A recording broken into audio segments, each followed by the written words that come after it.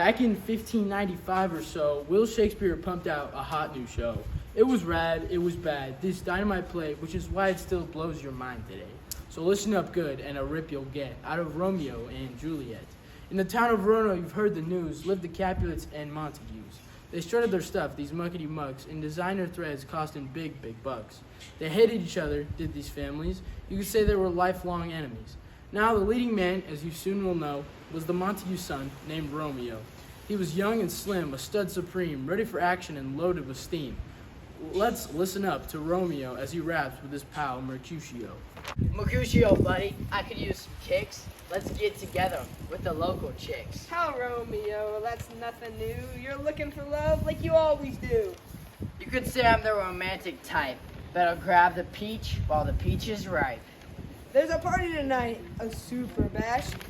Just the kind of bash that we should crash. Sounds cool, it does. It should be a blast. Just tell me where, and I'll get there fast. At the Capulet house, which is not good news, 'cause they ain't no fond of Montagues. I agree that it's not a friendly place. I'll just wear a mask and hide my face. Romeo, he's no dingaling, and he crashes the party and does his thing.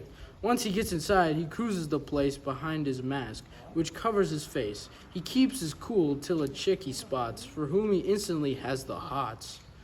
But Romeo, he doesn't know it yet. That is Juliet, and she's a Capulet. Oh. Well, hi there, honey. You're out of sight. You're the foxiest chick I've met tonight. Well, thanks so much, you gorgeous hunk. I think my heart just went plunk. You're a dude with class, and I can tell. Then we could get together well. I feel the vibes. We just can't miss.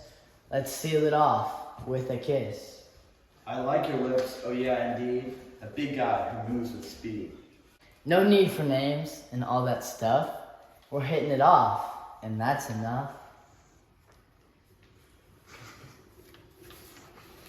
Break their clinch and separate, they get the news that seals their fate. Juliet finally gets a clue that Romeo's a hated Montague. As for Romeo, he's most upset finding out she's a Capulet. But to them, it's a technicality. After all, they've got this chemistry.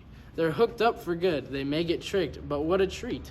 And later that night, who does he see but Juliet on her balcony? Juliet, baby, you're chill. You're rad. Romeo, homie, I'm gone. I'm shook. I can hardly wait until we cook. The same here, sweetie, but don't forget, I'm a Montague, and you're a Capulet. Both families hate each other's guts. But without you, baby, I'd surely go nuts. If it busts their chops, they all can choke. I'm yours for keep, and I am blowing smoke. You know that our folks will flip their lids. After all, we're just two teenage kids. But I'm hot for you, and you're hot for me, so we've got to get hitched in secrecy. Tomorrow to Friar Lawrence will go, and he'll make you Mrs. Romeo. That is, if the notion appeals to you. You'll know that it does when I say I do. Now, Friar Lawrence is a real cool guy, and he marries the couple on the sly. He gives his word that nobody will know that Juliet wed Romeo. Later that day, who does Romeo meet but Mercutio on a local street? They shoot the breeze and have a good schmooze, but they ain't prepared for some real bad news. Because coming along is a nasty dude with a bodacious attitude. His name is Tybalt, and he's mean as they get. And to make matters worse, he's a Capulet. Hey, Romeo! You Montague nerd, you're the Prince of Wimps from what I've heard.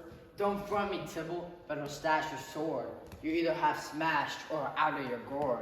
Get off my turf, you Montague hits, or I'll slice you into little bits. This gets a rise from Mercutio, who stands up for his buddy Romeo. He won't let anyone wax his chum, especially Tybalt, that creepy bum. They draw their swords, and both their goals is to fill the other guy with holes. But Romeo says this isn't right, and stands between them to stop the fight. But sneaky Tybalt, in a flash, zaps Mercutio with an awful gash. Well, I'm bleeding to death, so you stopped it all right. Romeo's now mad as hell. His buddy's been waxed, which don't sit well. He draws his sword, pulls up his tights, and goes after Tybalt to put out his light. Though Tybalt's a snake, a lousy swine, a duel with Romeo suits him fine. But Romeo's nose is out of joint and waxes Tybalt, who get the point. Once he knocks off Tybalt, poor Romeo has to look real fast for a place to go. He splits the scene and dashed off to stay with Friar Lawrence, who hides him away. Let's take a look now at Juliet, who's heard the news is in a sweat. I should be a happy young newlywed, but Tybalt was my cousin, and now he's dead. What's even worse is the news, the guy who killed him was Romeo. Sure, Romeo fills my heart with thrills, but how can he live with a guy who kills? I tell you, sister, there ain't no lie. The way I'm feeling, I'd like to die. As for Romeo, who's on the lam, he knows he's in a most dreadful jam. I should be a happy young newlywed, but my pal Mercutio is dead. What's even worse, I can't forget that I waxed the cousin of Juliet. It's a bummer, believe me when you try to exist and you know you're on the most wanted list. I tell you, brother, when all is said, the way I'm feeling, I'd rather be dead. But they soon bounce back from feeling sad because they're still hung up on each other real bad. Stud Romeo shrugs off his gloom and climbs a wall into Juliet's room. One look at him, her gloom's gone too, but you can bet that their troubles ain't quit over yet. After Romeo splits, poor Juliet meets her papa, old man Capulet. He tells her, Julie, I'm thinking today you oughta get hitched, and right away. I've picked up the fella you'll get married to. His name is Paris, and he's the guy for you. This piece of news lays Juliet low, 'cause she's already married to Romeo. She's stressed out bad and singing the blues when she tells Friar Lawrence the awful news. Friar Lawrence, I'm in a terrible state. My papa wants Paris to meet my mate, but I can't do that because anybody can see if I marry Paris, it's bigamy. Now, Juliet, don't have a cow. I have a clever plan that'll work right now. I prepared a special drug for you. You could call it a far-out miracle brew. You take one gulp and fall in a faint. Folk thinks you're dead, but you really ain't. You'll be laid to rest, but then you'll revive, and you'll feel real happy because you're alive. Then you'll split this town, and off you go, just you and your hubby, Romeo. Well, Juliet swallows that crazy drug, which knocks her out till she is flat as a rug. She's put in a tomb because her folks never guessed that she wasn't really dead, but she's just getting a rest. She'll wake up, of course, in a day or so and run off with her husband, Romeo. There's just one problem that lies ahead. Poor Romeo hears that Juliet's dead. He opens the tomb for a final look, and you gotta know that he's really shook. When he sees the bod of his beautiful chick, he swallows some poison that kills him quick. He's lying there, cold, no longer alive, when Juliet begins to revive. She looks around. What does she see? But Romeo as dead as can be. With him not around, what good is life? So she stabs herself with a suicide knife. With both of them dead, it's not good news for the Capulets and the Montagues.